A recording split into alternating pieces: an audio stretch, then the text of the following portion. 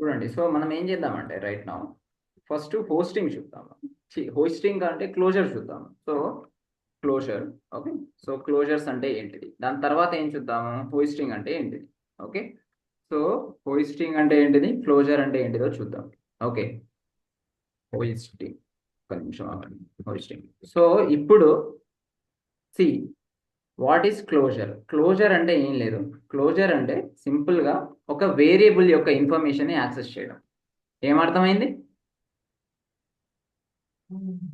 What you understood? Variable information access చేయడం అంటే first declare చేయాలి. యా. సారీ, డిక్లేర్ చేయకముందే కాల్ చేయడాన్ని హాయిస్టింగ్ అంటారు. ఓకే. మీరు క్లోజ్ చెప్తున్నారు. క్లోజర్ అంటే చూడండి, అంటే ఒక క్లోజ్డ్ ఎన్వైరన్మెంట్ లాగా గుర్తుపెట్టుకోండి. జనరల్ గా క్లోజర్ అంటే పదానికి గుర్తుండదు. ఇప్పుడు నాకే గుర్తులేదు, చదివితే కానీ గుర్తు రాలేదు అది, అవునా?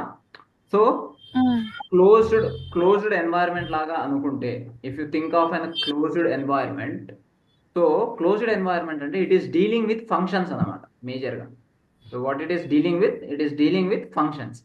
సో ఇక్కడ చూడండి, ఇప్పుడు I will create a function. So there is a function called const. Outer function అనేది ఒకటి క్రియేట్ చేద్దాం. సో సరే, ఈ ఎగ్జాంపులే చూద్దాం మనం. ఇంత కాంప్లికేటెడ్ చేస్తే మీకు ఇబ్బంది అయ్యింది, బట్ నేను ఇక్కడ ఏ ఇది తీసేస్తున్నా. ఓకే, ఇది కూడా తీసేద్దాం. ఈ రిటర్న్స్ తోటి పని లేదు. Console dot log of.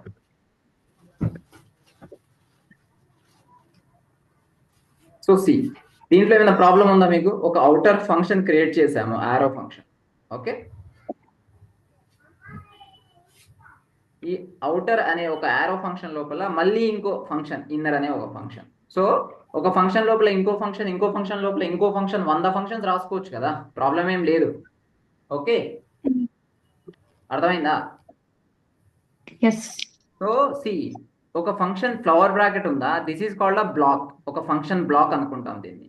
So ఈ ఫ్లవర్ బ్రాకెట్ ఎండింగ్, ఈ ఫ్లవర్ బ్రాకెట్ క్లోజ్ కి ఒక బ్లాక్ అనుకుంటాము. సో ఇన్ దిస్ బ్లాక్, ఇది ఒక బ్లాక్ అంటే ఇది ఇంకా మనకు అన్ని ఫ్లెక్సిబిలిటీ అనమాట. You right what ever functions you want, you can write what ever functions you want. So functions కానీ, 100 లైన్స్ ఆఫ్ స్టేట్మెంట్స్ కానీ, లేకపోతే లాజిక్స్ కానీ, లేకపోతే యారే మెథడ్స్ కానీ, లేకపోతే ఇంకా డిఫరెంట్ డిఫరెంట్ ఆబ్జెక్ట్ మెథడ్స్ కానీ ఏమైనా వాడుకోవచ్చు. అంటే ఇట్స్ అ ప్లే గ్రౌండ్. సింపుల్గా చెప్పాలంటే ఇట్స్ అ ప్లే గ్రౌండ్. ఈ ప్లే గ్రౌండ్లో నేను ఫస్ట్ స్టేట్మెంట్ ఏం రాసాను, ఒక వేరియబుల్ డిక్లేర్ చేశాను. సెకండ్ స్టేట్మెంట్ ఏం రాసాను, ఒక ఫంక్షన్ రాసుకున్నాను. ఇట్స్ ఓకే, ఇట్స్ నార్మల్ ప్రోగ్రామే. సో నా if you execute your function, so నువ్వేం చేస్తావు ఇప్పుడు, ఒక అవుటర్ ఫంక్షన్ని కాల్ చేస్తావు. ఎందుకంటే ఫంక్షన్ కాల్ చేయకపోతే పని చేయదు కదా. ఇప్పుడు లెట్ మీ నో ఏం అవుట్పుట్ వస్తుంది, 10 ఏమొస్తుంది? 10 ఈ ఫంక్షన్ ఎగ్జిక్యూట్ అవుతుంది అని అనుకుంటున్నాను. ఎందుకు అవుతుంది అది కాల్ చేయకుండానే? కాల్ చే అంటే ఫంక్షన్ లోపల ఫంక్షన్ అయినా ఉండని, ఫంక్షన్ బయట ఫంక్షన్ అయినా ఉండని, ఎక్కడైనా ఉండని, నాకు లైన్ ఆఫ్ కోడ్ కదా ఫండమెంటల్లీ. నాకు it's a 1 line of code. It's a 1 line of code. So execute అవుతుందంటావా ఇన్నర్? ఏమో అవుతుందని అనుకుంటున్నాను. ఎందుకు అవుతుంది? సి, ఒక అంటే ఇప్పుడు చెప్పండి మీరు.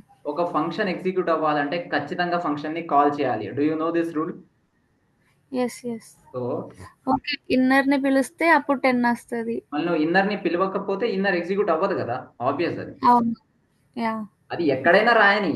సి, నువ్వు ఈ లైన్స్, ఇది ఉంది కదా, కంగారు పడకూడదు. If you remove these 2 lines, నాకు ఇండిపెండెంట్ ఫంక్షన్సే కదా. అవును. So you visualise like this. ఓహో, this is a 1 line of statement, this is a another line of statement. Okay. So if I call this, నాకు ఈ ఫంక్షన్ లోపల ఏమేమి execute అవుతాయి, ఇది ఎగ్జిక్యూట్ అవుతుంది. తర్వాత ఇది ఎగ్జిక్యూట్ అవుతుంది. ఎగ్జిక్యూట్ అవుతుంది కానీ జస్ట్ డిఫైన్ ఫంక్షన్స్ ఎలా ఎగ్జిక్యూట్ అవుతాయి. ఫంక్షన్స్ అనేది ఫస్ట్ ఓన్లీ డిక్లేర్ అయిపోతాయి అంతే, ఇంకా అక్కడ ఏం ఎగ్జిక్యూట్ అవ్వదు. కాల్ చేస్తే ఎగ్జిక్యూట్ అవుతుంది.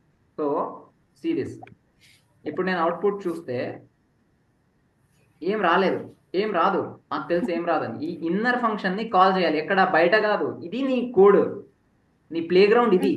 So you remember this is your play ground. So ఇప్పుడు ఇప్పుడు ఏమవుతుంది, ఈ ఫంక్షన్ కాల్ అవుతుంది, ఈ లైన్కి వస్తుంది, ఈ లైన్ ఎగ్జిక్యూట్ అవుతుంది, ఈ 10 అయిపోతుంది, తర్వాత ఇది డిక్లేర్ అయిపోతుంది మెమరీ లోపల, అది స్టోర్ చేసుకుంటుంది. ఒకటి ఉంటుంది ఎగ్జిక్యూషన్ కాంటెక్స్ట్ అని, ఒక ఈవెంట్ లూప్లో ఒక కాన్సెప్ట్ ఉంటుంది, function execution context. So function execution కాంటెక్స్ట్లో ఫంక్షన్స్ ఎలా బిహేవ్ చేస్తాయి అంటే, ఫస్ట్ ఫంక్షన్స్ అయినా డెఫినేషన్స్ దాపెట్టుకుంటుంది అది. So it will store only the definition. నువ్వు కాల్ చేస్తే నీకు అవుట్పుట్ వస్తుంది, లేకపోతే రాదు. సో అర్థమైందా నీకు ఇంతవరకు? ఎస్ అన్న. ఓకే. సో నా if you run you got 10. Perfect. So నీకేం అర్థమైంది? ఒక ఫంక్షన్ ఉంది, ఈ ఫంక్షన్ లోపల ఇంకో ఫంక్షన్ ఉంది, ఈ ఫంక్షన్ లోపల ఇంకా 100 ఫంక్షన్స్ ఉండొచ్చు, నాకు సంబంధం లేదు. But if I want to run this line of code, it needs to be called. ఈ ఫంక్షన్ కాల్ అవ్వాలి. ఈ ఫంక్షన్ ఎక్కడ కాల్ అవ్వాలి? బయట ఎక్కడో పాతాళ లోకంలో కాదు కాల్ అవ్వాల్సింది, ఇది దీని ప్లే గ్రౌండ్ ఇది. So here you need to call. So this is how we write function inside function and we call a function. ఇప్పుడు ఈ ఏ అనేది 10 ఉంది, ఇక్కడ రాస్తా a const a is equals to 20. ఇప్పుడు నాకు ప్రాబ్లం లేదు, ఎందుకంటే ఇది function scope. What is this called? ఈ ఫ్లవర్ బ్రాకెట్ ఏమంటారు? ఇది ఒక ఇన్నర్ ఫంక్షన్ స్కోప్, అవునా? ఓకే. సో దీన్ని ఏమంటారు? దీన్ని ఒక అవుటర్ ఫంక్షన్ స్కోప్ అంటారు, అంతేనా? సో ఈ స్కోప్ లో ఈ వేరియబుల్ ఇండిపెండెంట్ గానే బిహేవ్ చేస్తుంది, ఈ వేరియబుల్ కూడా ఇండిపెండెంట్ గానే బిహేవ్ చేస్తుంది. సో రీడిక్లరేషన్ ఆఫ్ వేరియబుల్ అనే ఇష్యూ రాలేదు మనకి. Shweta, do you remember?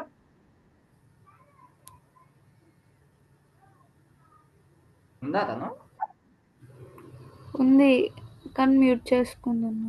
Okay okay, no problem. So what we're trying to understand is, when you are writing, చూడండి, వేరియబుల్ డిక్లరేషన్ చేసేటప్పుడు what is the difference between var, let, const అని నన్ను ఎప్పుడు అడిగినా నేను చెప్పే first point, var can be reinitialised, redeclared, but let is not. Redeclaration అవ్వదు let లో, ఏమవ్వదు? రీడిక్లరేషన్ అవ్వదు. తెలుసా నీకు ఈ కాన్సెప్ట్? తెలుసు అన్న. So if you know that, here అన్న you have already used where let a equals to 10, again you are using let a. how this is possible? అంతే కదా, నా క్వశ్చన్ ఇదే కదా. రీడిక్లరేషన్ ఎలా చేస్తున్నావు? కాన్స్ట్ అయితే చేయలేము. చేయలేము, బట్ అయినా అయ్యింది కదా, ఎర్రర్ రాలేదు కదా. అది గ్లోబల్ స్కోప్, ఇది లోకల్ స్కోప్ లో ఉంది. అవుటర్ ఫంక్షన్ స్కోప్ ఇది. అంటే ఈ flower bracket is a king అనమాట. నాకు ఫ్లవర్ బ్రాకెట్ ఆఫ్ స్టేట్మెంట్స్ ఉంటాయా, that is my scope. So ఇది డిఫరెంట్, ఇది డిఫరెంట్. సో ఈ వేరియే డిఫరెంట్, ఈ డిఫరెంట్. అర్థమైందా? So you need to understand. Okay, నేను ఒక స్కోప్ లో పనిచేస్తున్నా, I am working in a function scope. So ఈ ఫంక్షన్ స్కోప్ లో the information, the variable are independent individual. ఈ ఫంక్షన్ స్కోప్ లో వచ్చేసరికి these are independent individual. Understood? Now what is the expected output for a? A అనేది 10 తీసుకుంటుందా, 20 తీసుకుంటుందా?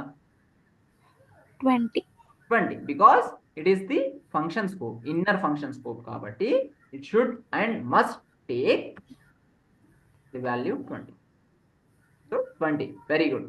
ఇప్పుడు we can miss this information. So there is a, ఇది function scope లేదు. Now what it will take? 10. So దీని యొక్క outer most scope ఏది? ఈ inner function యొక్క అవుటర్ మోస్ట్ స్కోప్ ఏది అంటే ఇది scope. This is called lexical scope అన్నమాట. ఏమంటారు? లెక్సికల్ స్కోప్ ఏరియాలో ఉంది. అంటే లెక్సికల్ స్కోప్ అంటే నా ఇన్నర్ కి వెంటనే ఉన్న స్కోప్. నా ఇన్నర్ కి వెంటనే ఎవడున్నాడు? అవుటర్ ఉన్నాడు. సో అవుటర్ యొక్క లోపల ఉన్న వేరియబుల్ ని మాత్రం ఇటు పిక్ చేసేసుకుంటాడు. So this is the biggest advantages. అంటే క్లోజర్ అంటే దీన్నే అంటారు అన్నమాట. ఏమని? Closure means picking a variable, accessing a variable from its lexical scope. ఒకవేళ ఇక్కడ లేకపోతే దాని ఎబో స్కోప్ నుంచి అది ఆ వేరియబుల్ ని తీసేసుకుంటుంది. So this is the concept called as closures. Okay, అర్థమైందా?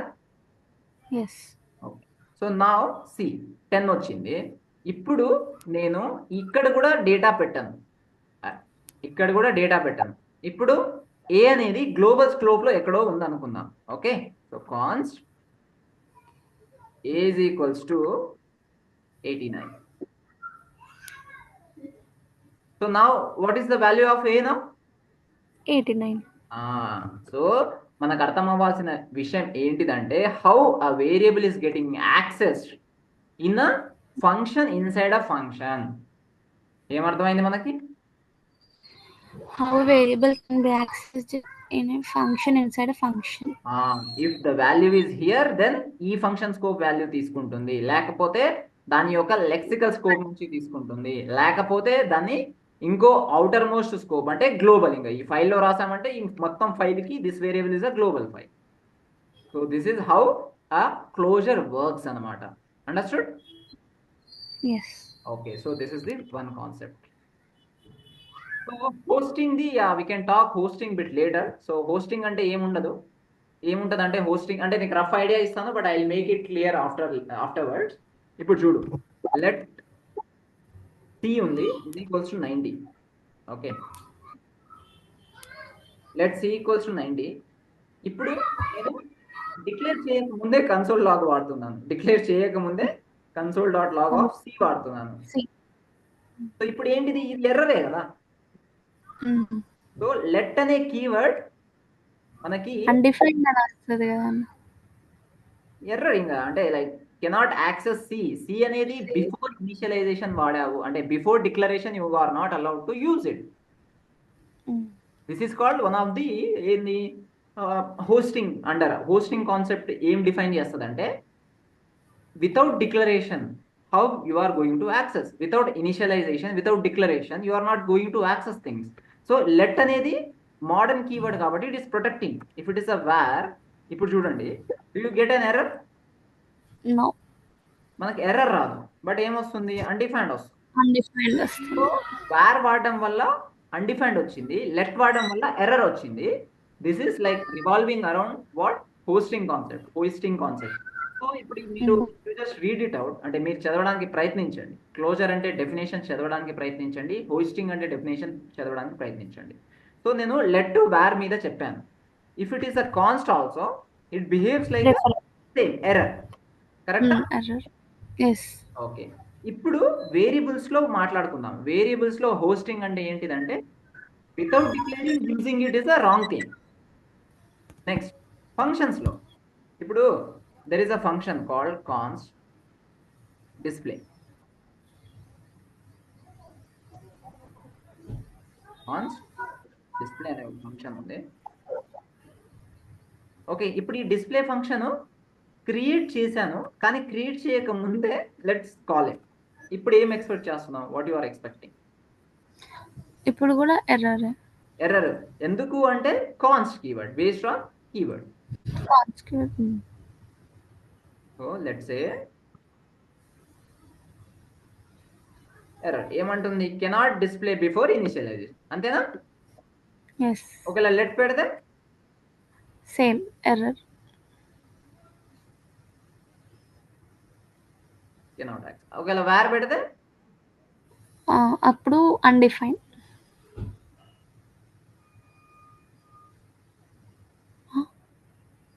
వేర్ పెట్టినా కూడా display will not work. Okay, so variable prospective లో చూడండి రెండు విధాలు ఉంటుంది. జావా స్క్రిప్ట్ V8 ఇంజన్ తెలుసా మీకు? What is V8 engine? Okay, so Java script అనేది ఖచ్చితంగా కంపైల్ అవ్వాలి కదా బైనరీ లాంగ్వేజ్ లోకి, ఇది తెలుసు కదా. ఒక జావా స్క్రిప్ట్ లో రాసే ప్రతి లైన్ ఆఫ్ కోడ్ అనేది కంపైల్ అవ్వాలి, ఎగ్జిక్యూట్ అవ్వాలి, కంపైల్ అవ్వాలి, రన్ అవ్వాలి, బైనరీలోకి మారాలి, తర్వాత నీకు అవుట్పుట్ వస్తుంది. సో ఇప్పుడు మన సి లాంగ్వేజ్, సి ప్రోగ్రామింగ్ కానీ C++ ప్రోగ్రామింగ్ కానీ చిన్నప్పుడు మనము టర్బో C++ వాడేవాళ్ళం, గుర్తుందా?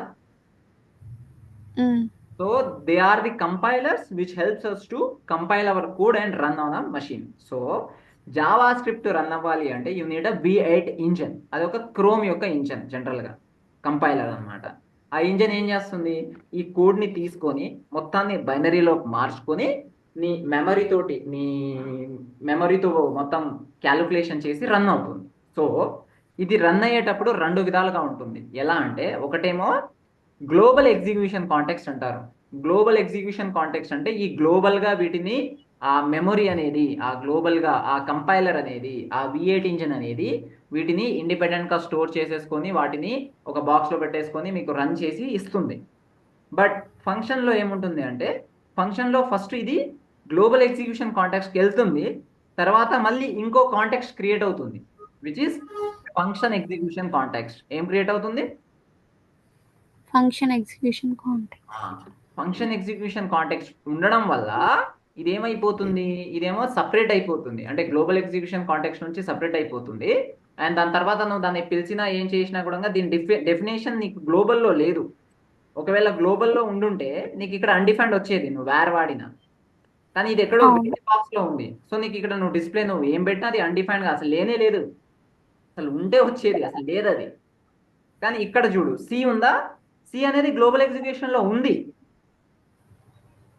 అర్థమైందా? చిన్న ఐడియా వస్తా ఉంటుంది, బేసిక్ ఐడియా. సో హోస్టింగ్ అంటే దీని, ఇది యాక్చువల్గా ద హోస్టింగ్ కాన్సెప్ట్ అనేది ఏంటిదంటే creating, declaring but you are using without creating, without declaring you are using is called hoisting. దాన్ని ఇంకా ప్రాపర్గా you can study it out. Okay, but this is, ఇది క్లోజర్ అయితే మీకు ప్రాపర్గా అర్థమైంది, right? Yes. So this is what hoisting and closure అనేది. So yeah, will just మీరు రీడ్ చేస్తే మీకు అర్థమవుతుంది ప్రాపర్గా. So that is important. Okay, any questions here?